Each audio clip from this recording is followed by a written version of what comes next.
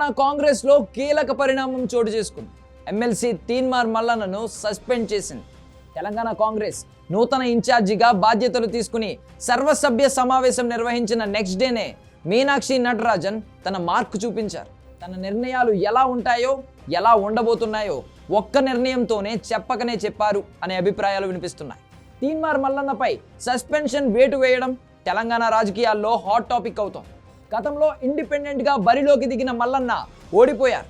కొంతకాలం బీజేపీలో పనిచేసి ఆ తర్వాత కాంగ్రెస్లో చేరి ఎమ్మెల్సీగా విజయం సాధించారు. అయితే ఆయన వ్యవహరించే తీరు హస్తం పార్టీకి పెద్ద సవాల్గా మారింది. కులాల మధ్య చిచ్చు రేపేలా ఇటీవల మల్లన్న చేసిన కమెంట్స్ పార్టీకి తీవ్ర నష్టం కలిగించాయి. మా బీసీలకు మీ ఓట్లు వద్దు, మీకు దమ్ముంటే మా ఓట్లు వద్దని చెప్పు. మీరు నిజంగా మనగాళ్ళైతే మాకు బీసీల ఓట్లు వద్దని చెప్పు. దీంతో ఆయనపై చర్యలు తీసుకోవాలనే డిమాండ్లు వినిపించాయి. రెడ్డి సామాజిక వర్గంపై మల్లన్న తీవ్ర వ్యాఖ్యలు చేశారు. ఎంతనా మీరు పిడికేడు మంది లేరు, పిడికేడు మంది ఈ బీసీ ఓన్లీ ఓట్లు లేకుండా వార్డు మెంబర్ అని అవుతారా? పోనీ రాష్ట్రం ముఖ్యమంత్రులు ఇచ్చిపోయాడు వార్డు మెంబర్ కూడా కాలేరు మీరు.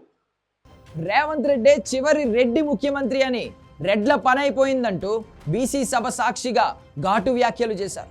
రెడ్లే చిన్న వర్గాలను తొక్కేశారని, ఇకపై రెడ్ల అంతు చూస్తామని, రాబోయేది బీసీల రాజ్యం అంటూ సంచలన వ్యాఖ్యలు చేశారు. నా విద్యుత్ ఉద్యోగ బీసీ సోదరులారా, మీరు రాసి పెట్టుకోండి, 28లో 2028లో బీసీ ముఖ్యమంత్రి కుర్చీ మీద కూర్చొని తీర్తాడు. ఇది తీన్మార్ మల్లన్న చెప్తున్నటువంటి మాట. మీరు రాసి పెట్టుకోండి. ఇన్ని సంవత్సరాలుగా మీరు చేసినటువంటి, మీరు కాపాడుకుంటూ వచ్చినటువంటి ఈ బీసీ ఉద్యమాన్ని, విప్లవాన్ని ఖచ్చితంగా అంతిమ తీరానికి చేర్చడమే మా అందరి లక్ష్యం అని చెప్పి మేము తెలియజేస్తా ఉన్నాం సోదరులారా. వీటన్నింటికీ మించి కాంగ్రెస్ సర్కార్ ప్రతిష్టాత్మకంగా నిర్వహించిన కులగణనను పార్టీలోనే ఉండి మల్లన్న వ్యతిరేకించారు. అక్కడితో ఆగారా అంటే ఏకంగా సర్వే పత్రాలకు నిప్పు పెట్టారు. ఇది కాంగ్రెస్ పెద్దలకు కోపం తెప్పించింది. ఆయనపై చర్యలు తీసుకోవాలని పార్టీ నేతలే హైకమాండ్కు ఫిర్యాదులు చేశారు. దీంతో పిసిసి క్రమశిక్షణ సంఘం మల్లన్నకు నోటీసులు ఇచ్చింది, విచారణ జరిపింది. ఆయన చేసిన కమెంట్స్ పార్టీకి ఇబ్బంది కలిగించేలా ఉన్నాయని భావించి మల్లన్నను పార్టీ నుంచి సస్పెండ్ చేసింది. పిసిసి క్రమశిక్షణ సంఘం చైర్మన్ చిన్నారెడ్డి మల్లన్నను పార్టీ నుంచి బహిష్కరిస్తున్నట్లు ప్రకటన విడుదల చేశారు. అయితే ఇప్పుడు మల్లన్న ఏం చేయబోతున్నారన్నది ఆసక్తి రేపుతోంది. ఇప్పుడు సస్పెన్షన్ వేటు పడడంతో మళ్ళీ బీసీ కార్డును ఉపయోగించుకునే అవకాశం ఉంది. బీసీ వర్గానికి చెందిన నేతను కావడంతోనే ఇలాంటి నిర్ణయం తీసుకున్నారని మల్లన్న మరింత దూకుడు చూపించే అవకాశం ఉంది. మరి ఎమ్మెల్సీ పదవిలో కొనసాగుతారా లేదా అన్నది కూడా ఇప్పుడు $1 మిలియన్ ప్రశ్న.